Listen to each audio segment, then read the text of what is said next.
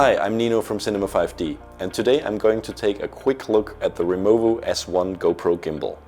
First off, I have to say that there are a lot of different gimbals for GoPros on the market, but most of them seem to be like really cheap, unimaginative and underperforming stabilizers, which is why I was curious to see this product from Removu, a Chinese company that usually puts a lot of smart ideas into their products. The Removu S1 comes in a neatly packed, nice little rubber pouch that holds all the items. Inside we find the gimbal itself, the attachable hand grip which includes the removable remote and a holder for 2 more SD cards. There's space inside the grip itself if you want to keep something else there as well.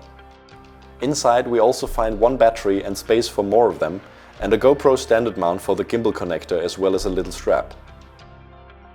Here we also have a gimbal counterweight, which for example allows you to use the GoPro Hero 4 with the battery or LCD backpack attached.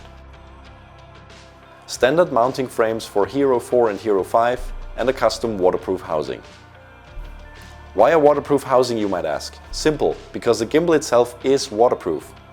It's of course not made to be completely submerged underwater, but the motors are protected from rain and there's no problem using it outdoors in rough weather conditions. That's definitely unique. Before we start the gimbal up and use it in its standard handheld configuration, I have to mention the build quality. This is clearly a high quality device and a lot of thought has gone into its details, which cannot be said about a lot of the competing products in that range. The main unit and the other motors have a metal waterproof enclosure as well as the motors themselves.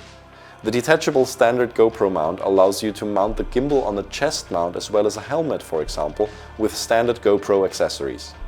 The little charger that comes as part of the package allows you to charge 2 batteries and the remote simultaneously. The supplied Hero 4 and Hero 5 frames and the custom waterproof housing are very slim and lightweight, and all of them have the built-in gimbal mount for the S1, which is easy to attach.